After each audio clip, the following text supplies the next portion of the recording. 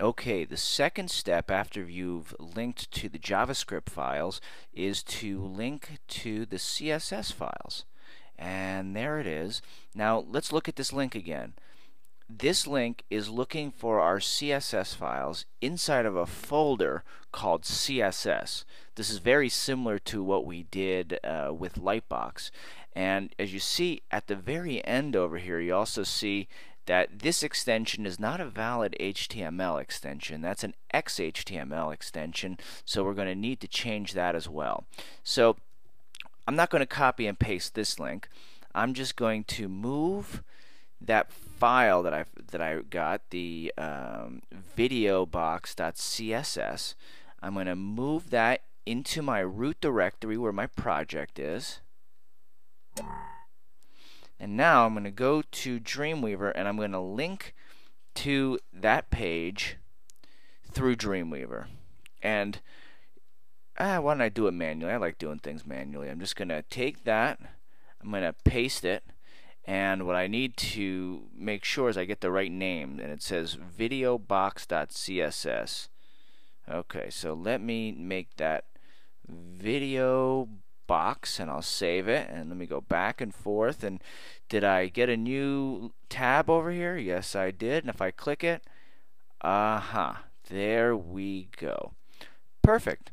So we do have one other thing to do over here, because now we have some issue with this loading GIF and this close label GIF.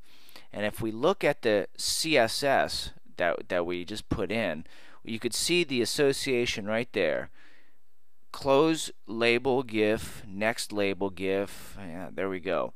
So we actually have all these images from Lightbox, because Videobox is almost like a cousin of Lightbox in the sense that the author was inspired by it and he's using the same graphics.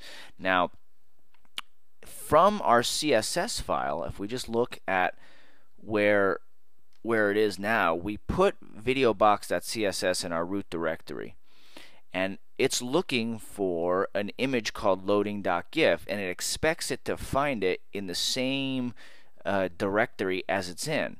But we don't have it there. We have it inside of this thing, an images folder. And we have, let's see, we have next and previous and loading and close. And I think this thing is looking, it's got loading, previous label. Yeah, you see, it's like the actual prev label. The naming conventions are the same. The only thing that we have to change in the CSS for Videobox is the path to those images. So let's do that.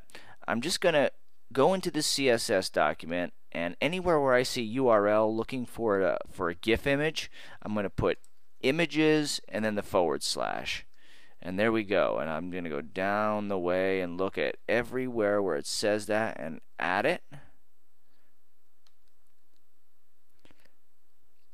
And hopefully I do the right thing. Now, we've seen that we won't know until we actually implement a video, but I'm pretty sure I'm on the right path over here.